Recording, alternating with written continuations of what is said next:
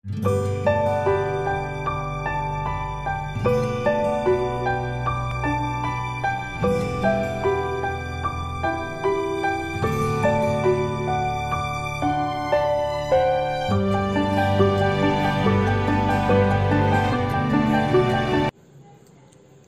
শ্রেণীর সকল ছাত্রছাত্রীদের তাদের নতুন ক্লাসে স্বাগত জানাই। বর্তমানে বিদ্যালয় বন্ধ বলে আমরা অনলাইনে ক্লাস করাতে বাধ্য হচ্ছি। এক্ষেত্রে তোমাদের সহযোগিতা একান্ত কাম্য। আমি তোমাদের ইংরেজি বিষয়ের কবিতার অংশটি পড়াবো। প্রথমে আমি শুরু করব মিটিং অ্যাট নাইট নামে একটি কবিতা দিয়ে। চলো শুরু করা যাক। মিটিং অ্যাট নাইট রবার্ট ব্রাউনিংয়ের লেখা একটি জনপ্রিয় ভালোবাসার কবিতা। এই কবিতাটি সর্বপ্রথম প্রকাশিত হয়েছিল ড্রামাটিক রোম্যান্সেস অ্যান্ড লিরিক্স নামক একটি কাব্যগ্রন্থে 1845 সালের ডিসেম্বর মাসে।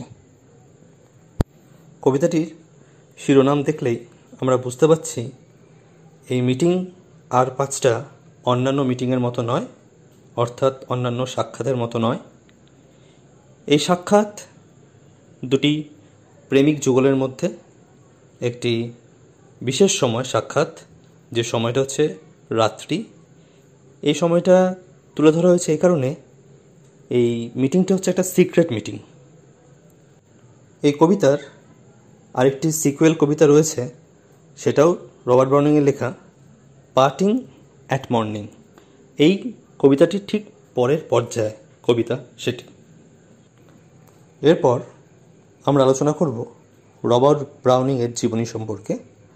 রবার্ট ব্রাউনিং একজন ইংরেজ কবি এবং নাট্যকার।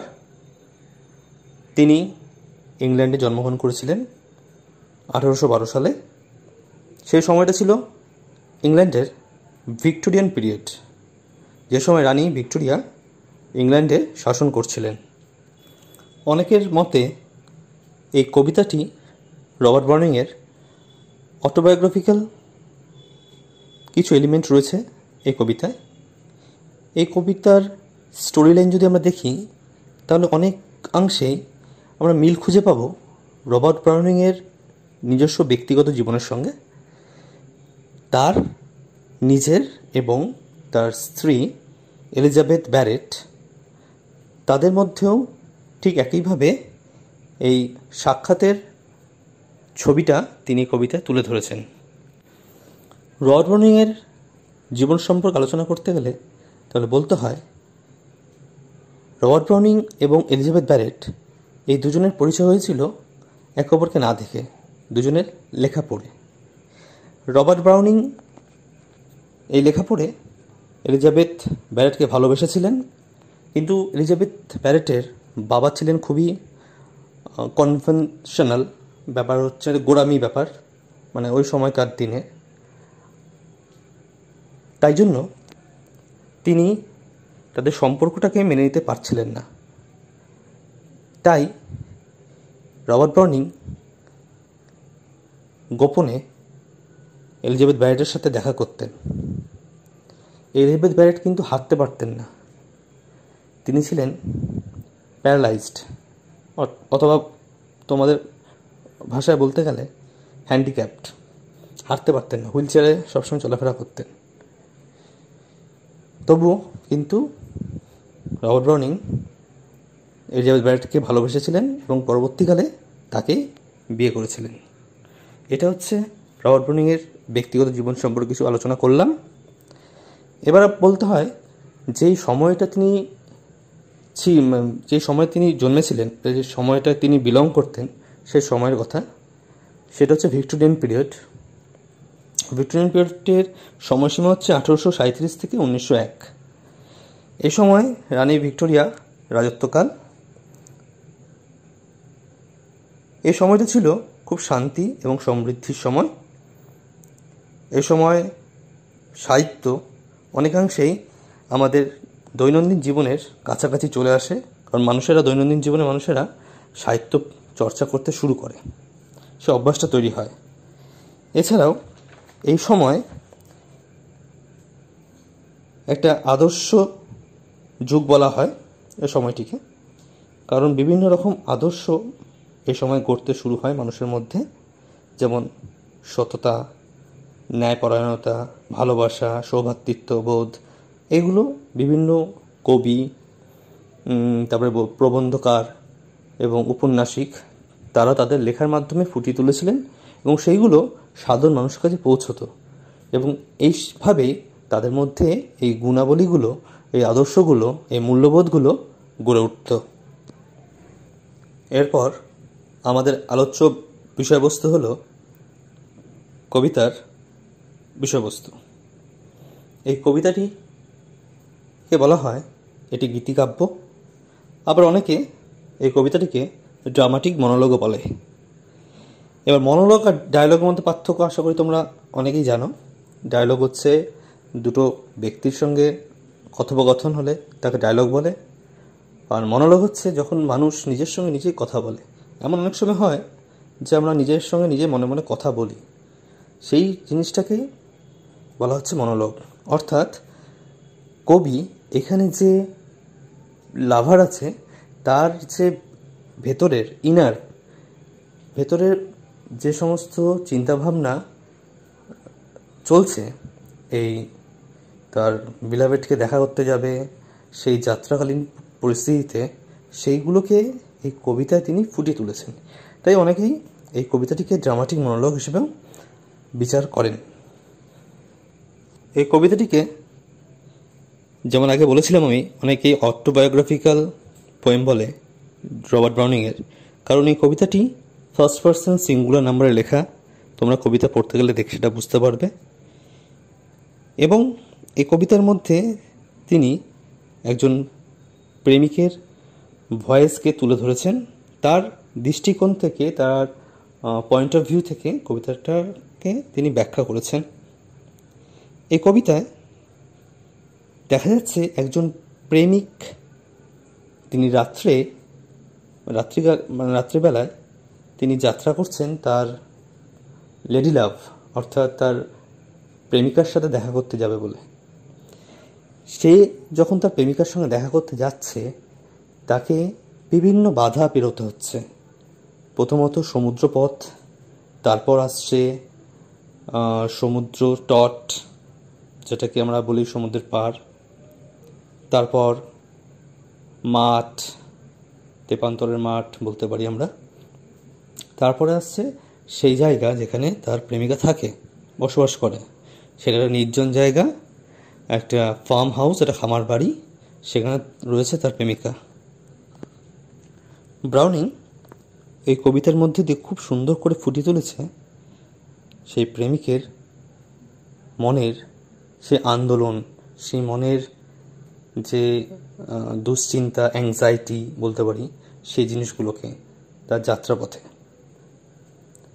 এবং সবশেষে কবিতাটি শেষ হচ্ছে দুজন প্রেমিক যুগলের সাক্ষাতের মাধ্যমে, একে অপরকে সাথে দেখা হচ্ছে এবং সেই দেখার মাধ্যমে তাদের মনের যে স্যাটিসফ্যাকশন, মনের যে সন্তুষ্টি, সেটা তুলে ধরেছেন। এই কবিতাটিতে দুটো স্ট্যাঞ্জা রয়েছে, প্রত্যেকটি স্ট্যাঞ্জায় 6টা করে লাইন আছে এবং এই কবিতার একটা সুন্দর রাইম স্কিম রয়েছে। তোমরা কবিতার মধ্যে দেখতেই পাবে, আমি পয়েন্ট আউট করে দিয়েছি রাইম স্কিমগুলো প্রত্যেকটা লাইনের পাশে। ফার্স্ট এ, তারপর বি, তারপর সি, তারপর রিভার্স হচ্ছে। দেখো এই প্যাটার্নটা রিভার্স হয়ে যাচ্ছে, সি বি এ। এটা হচ্ছে প্রথম 6টা লাইনের রাইম স্কিম। পরবর্তী 6টা লাইনের রাইম স্কিম দেখো কেমন করা হয়েছে। D E F, F E D, একই রকমভাবেই প্রথম স্ট্যাঞ্জার মতোই দ্বিতীয় স্ট্যাঞ্জার রাইম স্কিম করা হয়েছে। সুতরাং এই রাইম স্কিমটা খুব ইম্পর্ট্যান্ট মাল্টিপল চয়েস কোশ্চেনের জন্য তোমাদের, এটা একটু মনে রাখবে, দরকার লিখে নেবে খাতায়। এবার আমরা কবিতাটি পড়ব।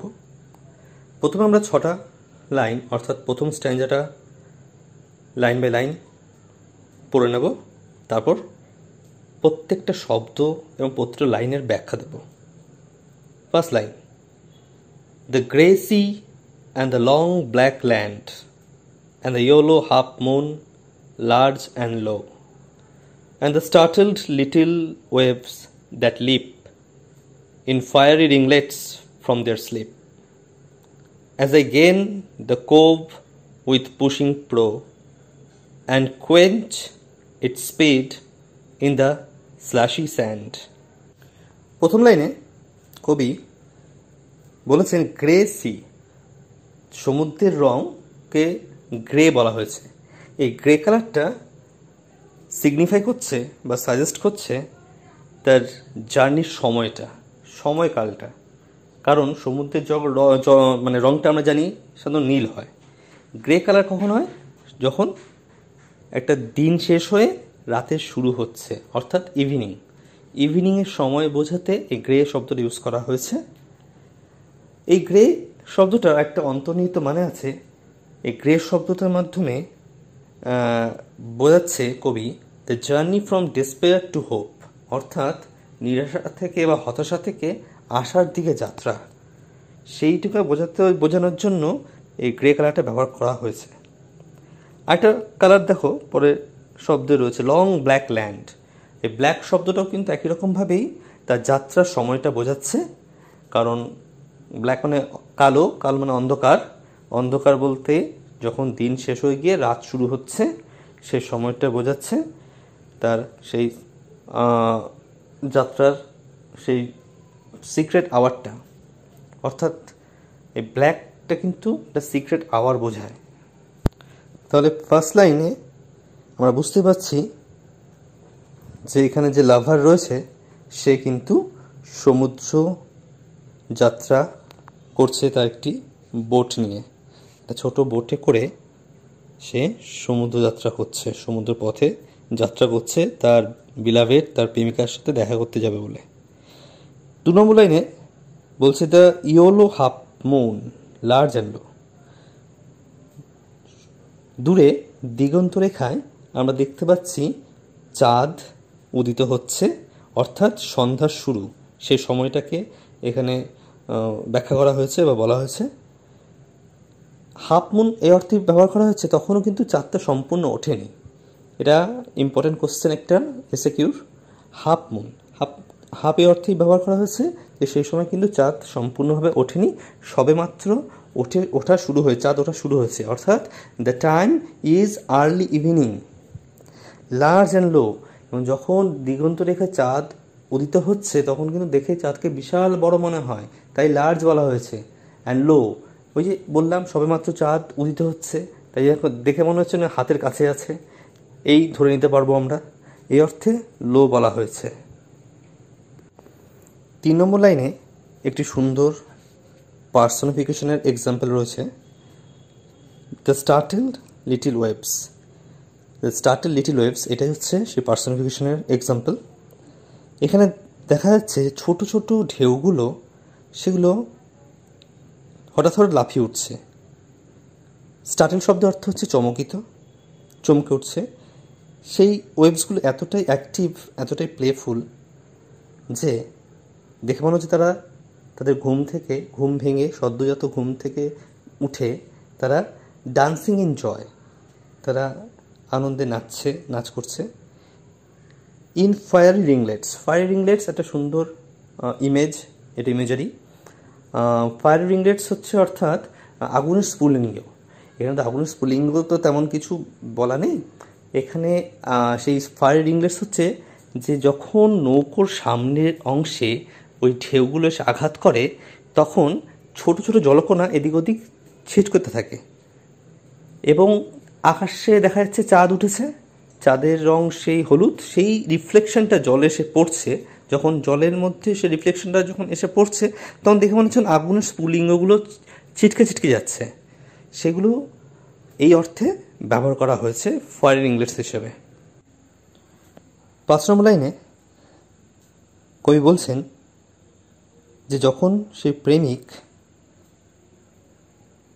পৌঁছল উপকূল ভাগে তার সেই নৌকো নিয়ে, এখানে একটা শব্দ আছে দেখো, pushing pro. Pushing pro means the pointed front part of the boat, অর্থাৎ নৌকোর যে সামনের দিকে ছুচলো অংশটা থাকে সেটাকে বলা হচ্ছে পুশিং প্রো। সেটা আমরা জানি, তোমরা নৌকো সম্পর্কে তোমাদের অনেক অভিজ্ঞতা, অনেক জ্ঞান রয়েছে, তোমাদের বাস্তব জ্ঞান রয়েছে অনেক, তা তোমরা বুঝতেই পারছো পুশিং প্রো কোনটাকে বলছে, সামনের দিকে সূচল অংশটাকে, যেটা ফার্স্ট এসে আমাদের নদীর তীরে বা সাগরে বা সমুদ্রের তীরে এসে ভেড়ে বা পৌঁছায়। যখন, আর এখানে কোভ একটা শব্দ আছে, কোভ মানে হচ্ছে কোস্ট, অর্থাৎ উপকূল ভাগ। অর্থাৎ যখন সেই প্রেমিক তার সেই নৌকো নিয়ে তা উপকূল ভাগে এসে পৌঁছলো, এবং লাস্ট লাইন অর্থাৎ 6 নম্বর লাইন প্রথম স্ট্যাঞ্জার, কোয়েঞ্চ ইটস স্পিড। কোয়েঞ্চ শব্দটা ইউজ করা হয় সাধারণত, বা এর আক্ষরিক অর্থ হচ্ছে তৃষ্ণা নিবারণ হওয়া। এখানে তৃষ্ণা নিবারণ হওয়া অর্থে ব্যবহার করা হয়নি, এখানে বলা হচ্ছে যে যখন নৌকোটা তার গতিটা আস্তে আস্তে কমে আসে সেই অর্থে ব্যবহার করা হয়েছে। Quench it's speed, it's speed মানে হচ্ছে নৌকোর গতি। যখন নৌকোর গতিটা আস্তে আস্তে, যখন তীরে এসে পৌঁছায় নৌকো তখন আস্তে আস্তে নৌকোর গতিটা কমে যায়, সে অর্থে ব্যবহার করা হচ্ছে quench it's speed, to stop the boat speed. এই কোয়েঞ্চ শব্দের দ্বারা কবি আরেকটি অর্থ বোঝাতে চেয়েছেন যে প্রেমিকের মনে যে তৃষ্ণা একটা রয়েছে, তার প্রেমিকার সাথে দেখা করবে, তাকে দেখবে, সেই তৃষ্ণাটা নিবারণ হলো যখন সে উপকূল ভাগে এসে পৌঁছলো। এই অর্থেও কিন্তু কোয়েঞ্চ শব্দটা ইউজ করা হয়েছে। এই লাইন একটা আছে দেখো, স্লাশি স্যান্ড। স্লাশি স্যান্ড মানে হচ্ছে দেখবে ভেজা ভেজা বালি থাকে, সমুদ্রে যে অংশটায় প্রতিনিয়ত জল এসে বা ঢেউ এসে ভিড়ছে, ঢেউ এসে পড়ছে, আছড়ে পড়ছে, সেই জায়গার বালিটা একটু ভেজা হয়, সেই জায়গাটাকে বলতে হচ্ছে স্লাশি স্যান্ড, একটু স্যাঁতস্যাঁতে বা কর্দমাক্ত একটু বালি। Now come to the second stanza. First স্ট্যাঞ্জার মতোই আমরা প্রথমে 6টি লাইন পড়ে নেব, তারপর line by line, word by word সেগুলোকে ব্যাখ্যা করব। Let's read. Then a mile of warm sea-scented beach, 3 fields to cross till a farm appears. A tap at the pane, the quick sharp scratch and blue spark of a lighted match, and a voice less loud through its joys and fears, than the 2 hearts beating each to each. তা কবিতার প্রথমেই, মানে second স্ট্যাঞ্জার first লাইনে কবি বলেছেন যে প্রেমিক তার সমুদ্র পথে যাত্রা শেষ করেছে, এবার শুরু হচ্ছে তার স্থলভাগের যাত্রা।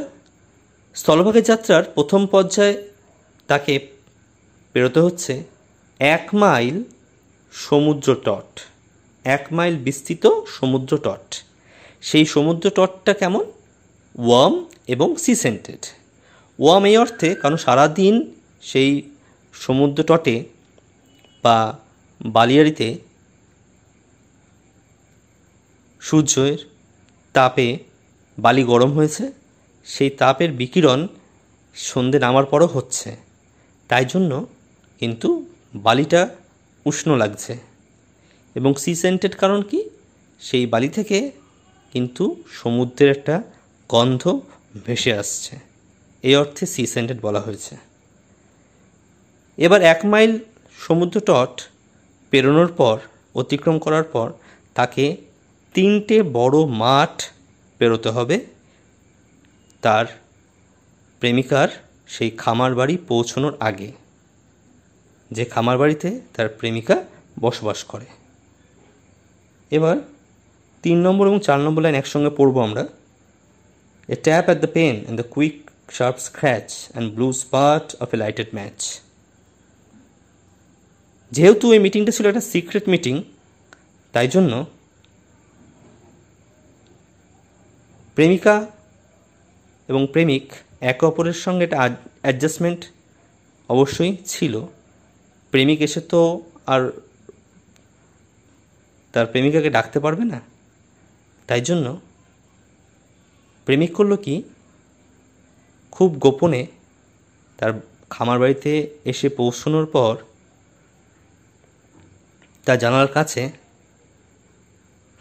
একটা ট্যাপ করলো, একটা আওয়াজ করলো, এবং তার প্রত্যুত্তরে ঘরের ভেতরে থাকা প্রেমিকা দেশলাইয়ের কাঠি জেলে তাকে বুঝিয়ে দিল যে প্রেমিকের উপস্থিতি সে বুঝতে পেরেছে।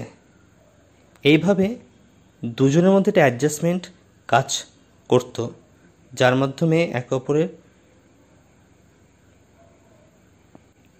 অপরের সঙ্গে সাক্ষাৎ করা অনেক সহজ হয়ে যেত অন্যান্য লোকের চোখের আড়ালে। এরপর 5 এবং 6 নম্বর লাইন একসঙ্গে পড়বো আমরা। এ ভয়েস লেস লাউড। এই ভয়েসটা হচ্ছে তার প্রেমিকার ভয়েস, যে ভয়েসের সঙ্গে মিশ্রিত রয়েছে আনন্দ এবং ভয়। আনন্দ এই অর্থে, কারণ তাদের দেখা হচ্ছে দীর্ঘদিন পর, তাই তাদের মনে আনন্দ, এক্সাইটমেন্ট কাজ করছে। এবং ফিয়ার্স, ভয় কাজ করছে এই কারণে, তারা যে লুকিয়ে লুকিয়ে দেখা হচ্ছে, গোপনে দেখা হচ্ছে, এটা যদি কেউ জানতে পারে, তাই জন্য তাদের মনে কিন্তু ভয়টাও কাজ করছে। তাই এই ভয় কাজ করার ফলে তাদের হার্টবিট, তাদের হৃদস্পন্দনটা এতটাই বেড়ে গেছে যে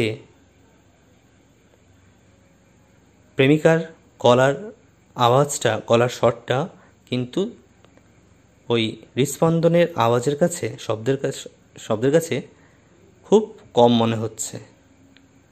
এইভাবে কবিতাটি শেষ হলো দুজনের মিলনের মাধ্যমে, দুজনের সাক্ষাতের মাধ্যমে, যেখানে প্রেমিক এবং প্রেমিকা গোপনে সাক্ষাৎ করতে পেরেছে, দুজনের কাছাকাছি আসতে পেরেছে।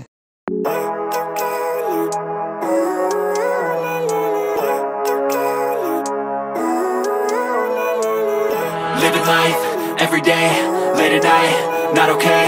All I want, and I pray, all I need are some better days. Fuck me, I'm looking in the mirror, so foggy, but I've never seen clearer. I don't really think anyone can save me, and honestly I'm not really sure I want saving. I like to be my own worst enemy. There's no risk if you don't try at anything, so I'ma just keep buying everything. See you in the next